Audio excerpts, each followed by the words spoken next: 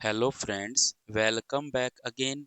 इस वीडियो के अंदर हम एचटेट टीजेटी साइंस 2021 में जो फिजिक्स के क्वेश्चन थे उन्हीं के सॉल्यूशन को हम कंटिन्यू करेंगे। और ये हमारा फिफ्थ लेक्चर है इस पेपर का। और हमारा फर्स्ट लेक्चर इस वीडियो का है, which term is used for celestial bodies that revolve around the sun in highly elliptical orbit। मतलब celestial bodies का मतलब होता है खगोलीय पिंड। मतलब वो कोई बॉडीज जो सन के अराउंड रिवॉल्व करती है, जो प्राकृतिक रूप से बनी हुई है।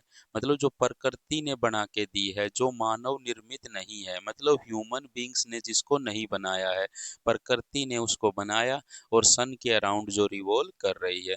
तो सेलेस्टियल बॉडीज जो रिवॉल्व करती है सन के around in highly elliptical orbit, उसको हम स्पेशल क्या नाम देते हैं? कोमेट, मेटेयर, एस्ट्रॉयड या प्लानेट। तो इसका जो राइट आंसर है वो है कोमेट। कोमेट को हिंदी में कहते हैं धूमकेतु, मेटीरियल को कहते हैं उल्का, एस्ट्रॉयड को कहते हैं क्षुद्र ग्रह और प्लानेट को कहते हैं ग्रह। तो इन चारों का मैंने एक्सप्लेनेशन भी लिखा हुआ है कुछ, अगर फ्यूचर में कोई क्वेश्चन इन चारों से रिलेटेड आए तो हम कर सके। तो जो कोमेट है, कोमेट जो है आइस, डस्ट और रॉक से कंपोजिशन से मिलकर बने हुए होते हैं। और ये हाईली इलिप्टिकल ऑर्बिट में रिवॉल्व करते हैं सन के अराउंड। और यही क्वेश्चन अबव था कि वे सेलेस्टियल बॉडीज जो हाईली इलिप्टिकल ऑर्बिट में रिवॉल्व करे सन के अराउंड, तो उनको हम क्या नाम देते हैं? Special comet. और ये इसके एग्जाम्पल है हेलीज कोमेट, कोमेट हेली बॉब। और फिर है मेटीरियल, जो रॉक और मेटल फ्रेगमेंट्स के बने हुए होते हैं। ये अर्थ के एटमॉस्फेयर में एंटर करके फ्रिक्शन की वजह से बर्न हो जाते हैं, जल जाते हैं। और इनको हम शूटिंग स्टार भी कहते हैं। और ये दो इसके क्या है? एग्जाम्पल है। एस्ट्रॉयड क्या होते हैं? ये भी रॉक और मेटल के बने हुए होते हैं। मोस्टली ये मार्स और जुपिटर के बीच में पाए जाते हैं और इनकी इरेगुलर शेप होती है, कोई सिमेट्रिकल शेप नहीं होती, कैसी भी मतलब एसिमेट्रिकल शेप होती है। और ये इसके क्या है? एग्जाम्पल है। फिर है प्लानेट। प्लानेट को तो आप सभी जानते ही हो, जो रॉक और गैसियस से मिलकर बने हुए होते हैं। और ये स्टेबल ऑर्बिट में रिवॉल्व करते हैं सन के अराउंड।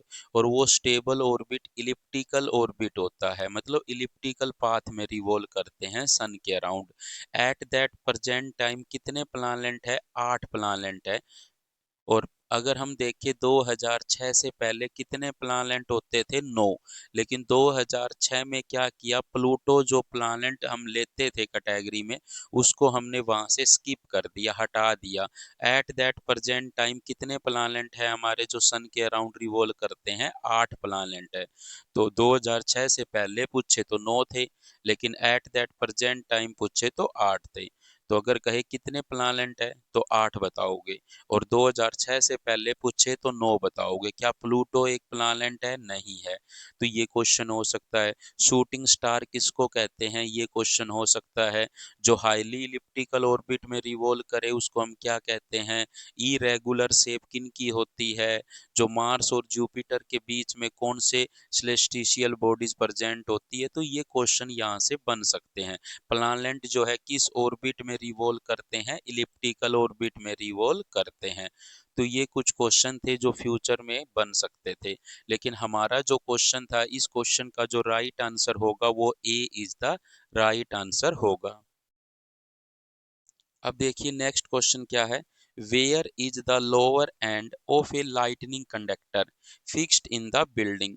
मतलब लाइटनिंग कंडक्टर जो है उसका लोअर एंड कहाँ पे फिक्स्ड किया जाता है? बिल्डिंग के अंदर। मतलब बिल्डिंग के अंदर हम लाइटनिंग कंडक्टर लगाते हैं, लेकिन उस लाइटनिंग कंडक्टर का जो नीचे वाला हिस्सा है, लोअर एंड है, उसको कहाँ पे फिक्स किया जाता है? At the top, at a window, at the base floor या इनसाइड द ग्राउंड। तो मतलब क्या है, टॉप वाला लेवल, टॉप पूछे, मान लो आगे पूछ ले टॉप कहाँ पे होता है, ऊपर वाला पोर्शन हम छत के ऊपर लगाते हैं बिल्डिंग के। बिल्डिंग का जो टॉप होता है ना, वहां पर लाइटनिंग कंडक्टर लगाया जाता है, और उसका जो नीचे वाला हिस्सा है उसको कहाँ पे फिक्स किया जाता है, ग्राउंड के अंदर फिक्स किया जाता है। अब ये लाइटनिंग कंडक्टर क्या होता है ये सुनिए। जैसे जब बारिश होती है तब जो बिजली चमकती है, बिजली कहीं पर गिरती है, कहते नहीं है वहां पे बिजली गिर गई, किसी पौधे को नुकसान हो गया, किसी एनिमल्स को नुकसान हो गया, किसी ह्यूमन बींग्स की डेथ हो गई, या किसी बिल्डिंग के ऊपर गिरी तो बिल्डिंग को डैमेज कर गई, मतलब बिल्डिंग को भी नुकसान पहुंचा सकती है। और अगर ज्यादा नुकसान पहुंचा दे तो वो बिल्डिंग गिर भी सकती है, छत भी गिर सकती है, जिससे उसके अंदर जो ह्यूमन बींग्स है या फिर कोई एनिमल्स है किसी रूम में, तो उनको भी नुकसान हो सकता है। मतलब हमें उनको सेफ रखने के लिए हम क्या करते हैं, छत के ऊपर एक लाइटनिंग कंडक्टर लगा देते हैं। तो जब बिजली चमकती है तो बहुत सारा चार्ज उस रीजन में आ जाता है, और वो चार्ज सारा लाइटनिंग कंडक्टर से होते हुए सारा का सारा कहाँ चला जाता है, ग्राउंड में चला जाता है। तो इसलिए हम क्या करते हैं, लाइटनिंग कंडक्टर लगाते हैं बिल्डिंग के ऊपर, और उसका जो नीचे वाला लोअर एंड है उसको किससे अटैच कर देते हैं, ग्राउंड से अटैच कर देते हैं, ग्राउंड के अंदर फिक्स कर देते हैं। मतलब ग्राउंड या अर्थ के अंदर 5-10 फीट का खड्डा खोदकर उसके अंदर डाल देते हैं, और इससे इसको कहते हैं ग्राउंडिंग करना। इसको क्या कहते हैं, ग्राउंडिंग करना। ताकि जो एक्सेस चार्ज है उस बॉडी के ऊपर, उस बिल्डिंग के ऊपर जो चार्ज एक्स्ट्रा आया है वो सारा चार्ज ग्राउंड में चला जाए। तो इसका जो राइट आंसर होगा वो D is the right answer होगा, कि जो लोअर एंड है वो कहाँ पर फिक्स्ड किया जाता है, इनसाइड द ग्राउंड फिक्स्ड किया जाता है। और सेम पर्पज के लिए हम ग्राउंडिंग करते हैं, जो घरों में हमारे इलेक्ट्रॉनिक आइटम्स है, एलईडी है, फ्रीज है, टीवी है, एसी है, कहते नहीं है ये ग्राउंडिंग वायर है। ग्राउंडिंग वायर क्या चीज होती है, ग्राउंडिंग वायर का मतलब होता है कि हमारे घरों के जितने भी इलेक्ट्रॉनिक सेटअप है सभी को ग्राउंडिंग वायर से जोड़ा जाता है, ताकि अगर किसी भी टाइम उनके ऊपर एक्सेस अमाउंट में चार्ज फ्लो हो या एक्सेस अमाउंट में चार्ज आए तो वो सारा चार्ज ग्राउंड में चला जाए।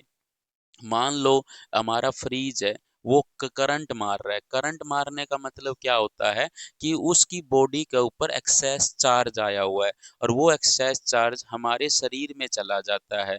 और अगर हम ग्राउंड से अटैच है तो वो सारा चार्ज क्या करेगा, हमारे शरीर से होता हुआ ग्राउंड में जाएगा, और हमारे अंदर से जब चार्ज का फ्लो होगा तो हमें करंट लगेगा।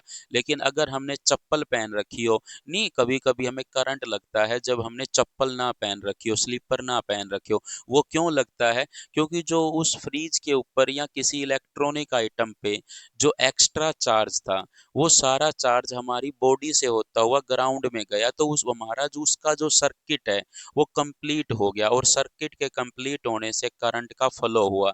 अगर हमने स्लीपर पहन रखे होते तो हमारी बॉडी ग्राउंड से टच नहीं करती, और ग्राउंड से टच नहीं करती तो सर्किट कंप्लीट नहीं होता और हमें करंट नहीं लगता। तो हमें करंट क्यों लगता है कभी कभी इलेक्ट्रॉनिक आइटम से, वो इसलिए लगता है कि वो सर्किट कंप्लीट हो जाता है अगर हम स्लीपर नहीं पहनेंगे तो। इसलिए अगर हम स्लीपर पहन रखे होते हैं तो सर्किट कंप्लीट नहीं होगा तो हमें करंट नहीं लगेगा। लेकिन अगर किसी सिचुएशन में अगर मान लीजिए आपने स्लीपर नहीं पहन रखे फिर भी आपको करंट ना लगे, ऐसा तब होता है जब हमने उस चीज को ग्राउंडिंग कर रखी हो। ग्राउंडिंग का मतलब जो सारा चार्ज है वो किसी वायर के थ्रू ग्राउंड में चला जाता है, और वो हम देखो फाइनली हमारे बॉडी से भी ग्राउंड में जाता है, लेकिन बीच में हमारी बॉडी आ गई जो हमें नुकसान पहुंचा देगी वो हमारी बॉडी को। लेकिन हम चाहते हैं कि हमारी बॉडी को नुकसान ना हो, इसलिए हम ग्राउंडिंग करते हैं। और इसलिए 3 वायर होती है, लाइव, न्यूट्रल और ग्राउंडिंग। तो जो ग्राउंडिंग की जाती है वो इसलिए की जाती है कि अगर कभी एक्सेस अमाउंट में उस बॉडी पे चार्ज आए तो वो सारा चार्ज कहाँ पे चला जाए, ग्राउंड के अंदर चला जाए। इसलिए हम ग्राउंडिंग करते हैं। और लाइटनिंग कंडक्टर क्यों लगाते हैं, ताकि जब बिजली चमके, तो बिजली चमकती है तब एक्सेस अमाउंट में चार्ज हो जाता है वहां पे अकोमुलेट, और उस चार्ज की वजह से वहां पर क्या हो जाता है, डैमेज हो सकता है।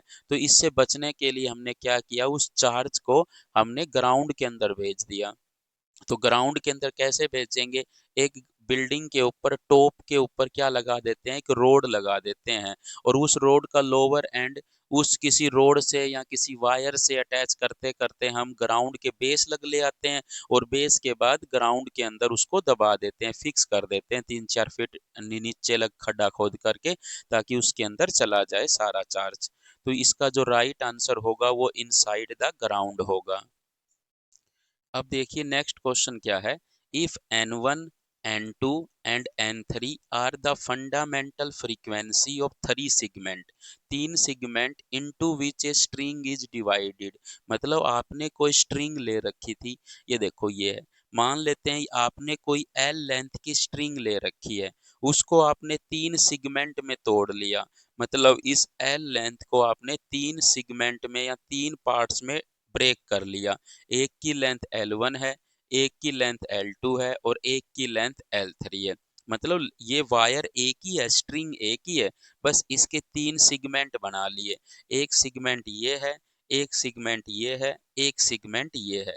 इस सिगमेंट की लेंथ L1 है, इस सिगमेंट की लेंथ L2 है, इस सिगमेंट की लेंथ L3 है।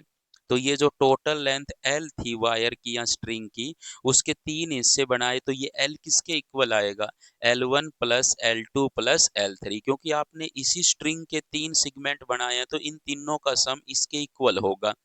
लेकिन कहता है ये जो सिगमेंट है इसकी फंडामेंटल फ्रीक्वेंसी क्या है, N1, इस सिगमेंट की फंडामेंटल फ्रीक्वेंसी है N2, इस सिगमेंट की फंडामेंटल फ्रीक्वेंसी है N3। अगर N1, N2, N3 fundamental frequency हो थ्री सिगमेंट्स की, into which a string is divided, मतलब एक स्ट्रिंग को जो तुमने डिवाइड किए हैं तीन सिगमेंट्स में, उनकी fundamental frequency N1, N2, N3 है।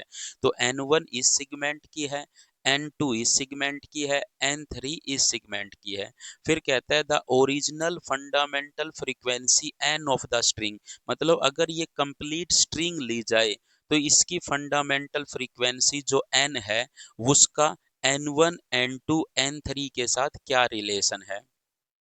मतलब L का तो L1, L2, L3 के साथ तो हो गया, लेकिन इसका जो फंडामेंटल फ्रीक्वेंसी है इस जो आपकी स्ट्रिंग है उसकी, इनके जो सिगमेंट की फंडामेंटल फ्रीक्वेंसी के साथ चार में से कौन सी रिलेशन करेक्ट है।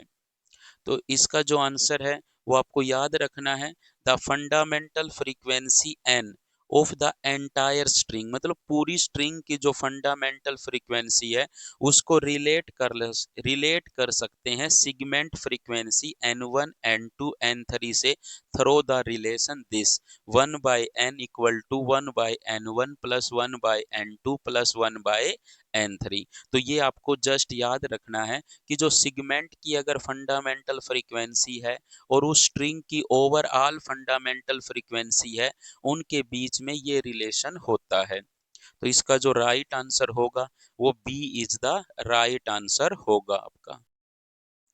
अब देखिए नेक्स्ट क्वेश्चन क्या है। Rutherford alpha particle scattering experiment show that electron have negative charge, the mass and positive charge of the atom is concentrated in the nucleus, neutron exist in the nucleus, most of the space in atom is empty. मतलब ये चार statement में से कौन कौन सी statement सही है, उसी के बिहाफ पे हमें ऑप्शन बताना था कि कौन सा ऑप्शन इसका करेक्ट है। तो सबसे पहले मैं थोड़ा सा अल्फा पार्टिकल जो स्केटरिंग एक्सपेरिमेंट है इसके ऊपर कुछ बता देता हूँ कि उसने गोल्ड फॉयल के ऊपर अल्फा पार्टिकल की बम्बारमेंट की थी, मतलब अल्फा पार्टिकल इंसिडेंट किए थे गोल्ड फॉयल पे, और वो थीन गोल्ड फॉयल थी। थीन इसलिए लिया ताकि वो एटॉमिक लेयर की थीन बने, एक ही एटम उसकी थिकनेस में हो। तो उसने देखा मोस्ट ऑफ द स्पेस जो है एटम के अंदर खाली है। क्यों? क्योंकि most of the alpha particle बिना किसी डेविएशन के चले गए थे, मतलब सीधा निकल गए थे, तो इसलिए कहा उसने कि मोस्ट ऑफ द स्पेस तो खाली है एटम के अंदर। दूसरी बात कही कि 8,000 में से एक अल्फा पार्टिकल वापिस आ गया, रिट्रेस बैक कर गया, तो एक हाईली डेंस और स्मॉल रीजन है, मतलब एक स्मॉल डेंस रीजन है।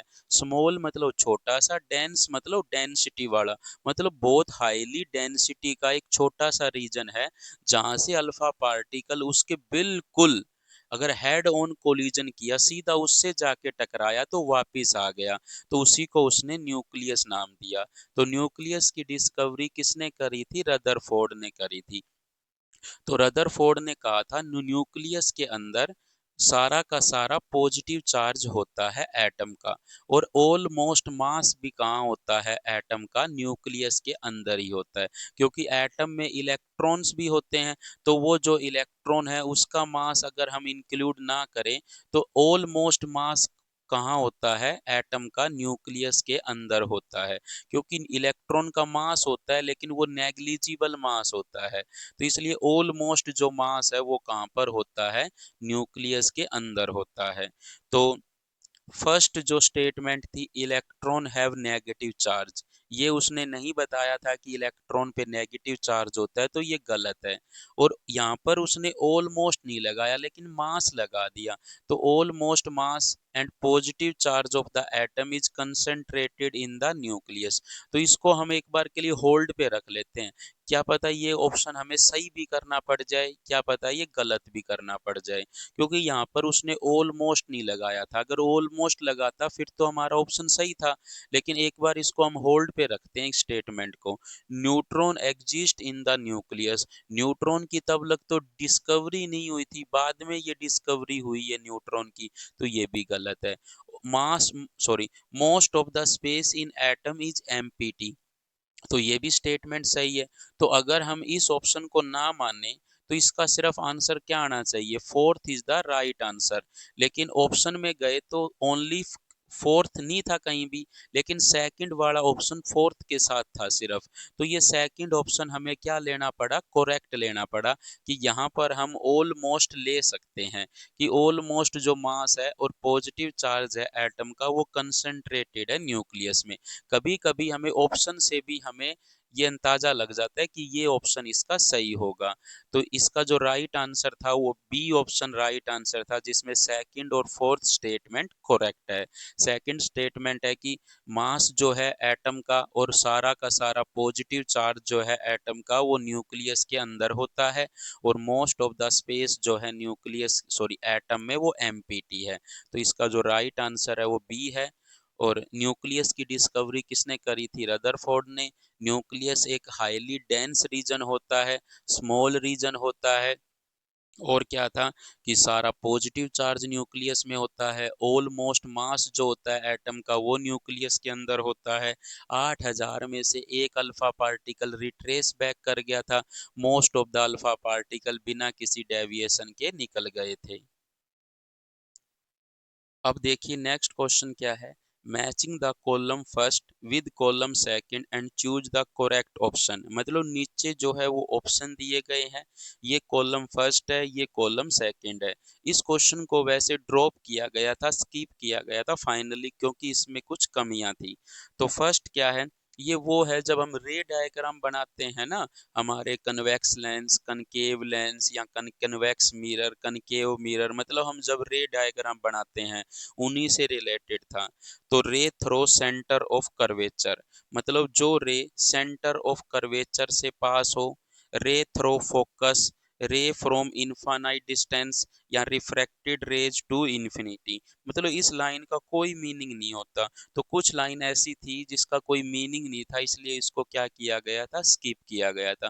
तो अगर कोई इसका ऑप्शन करना चाहे तो कुछ हम देख करके, कुछ समझ करके, कुछ मतलब माइंड का यूज करके ये देख सकते हैं कि इसका आंसर ये हो सकता है। तो फर्स्ट ये था रे थ्रो फोकस, जो रे फोकस से जाती है वो कहाँ हो जाती है? पैरेलल हो जाती है प्रिंसिपल एक्सिस के। तो सेकंड का आंसर तो क्या आएगा? ए आएगा। मतलब सेकंड का आंसर ए क्यों आया? क्योंकि जो रे फोकस से पास होती है वो फाइनली क्या हो जाती है? पैरेलल हो जाती है, और जो पैरेलल आती है वो किससे पास होती है? फोकस से। रेज फ्रॉम इनफाइनाइट डिस्टेंस, मतलब जो रे इनफाइनाइट डिस्टेंस से आती है तो वो प्रिंसिपल एक्सिस के पैरेलल होती है, तो वो कन्वर्ज हो जाती है कहाँ पर? फोकस पर। तो ये जो दो ही थे जिनको हम क्या कर सकते थे? समझ सकते थे। बाकी जो ये दो स्टेटमेंट थी इनको हम नहीं समझ सकते थे, इसलिए इन दोनों के बिहाफ पर हम क्वेश्चन देने की कोशिश करते हैं कि सेकंड का आंसर ए है और थर्ड का आंसर बी है, तो इसका जो ए ऑप्शन होगा वो राइट आंसर हो सकता है। लेकिन जो ये दो और दे रखे थे, जो स्टेटमेंट थी, दो ऑप्शन और थे, उनको हम किसी कॉलम सेकंड वाले से क्या नहीं कर सकते थे, मैच नहीं कर सकते थे। इसीलिए हम इन दोनों के बिहाफ पर इस आंसर को टिक कर सकते हैं, क्योंकि किसी भी ऑप्शन में ये ऑप्शन नहीं थे कि सेकंड का ए और थर्ड का बी, किसी भी ऑप्शन में नहीं था। सिर्फ फर्स्ट वाले ऑप्शन में ही ये स्टेटमेंट थी। तो इसका जो राइट आंसर हो सकता था वो ए हो सकता था, अगर ये क्वेश्चंस क्या नहीं था, राइटिंग पर्पज से सही लिखा हुआ होता। इस thank you for watching this videos. तो ये हमारा यहाँ पर ये पेपर में जितने भी फिजिक्स के क्वेश्चन थे वो सारे मैंने करा दिए फिजिक्स के। Again thank you so much for watching this video. Please अगर कंटेंट अच्छा लग रहा है तो प्लीज़ सब्सक्राइब जरूर करिए, लाइक करिए, बेल आइकन को जरूर प्रेस करिए, ताकि अगर मैं वीडियो अपलोड करूं तो आपको नोटिफिकेशन मिल सके। Thank you so much.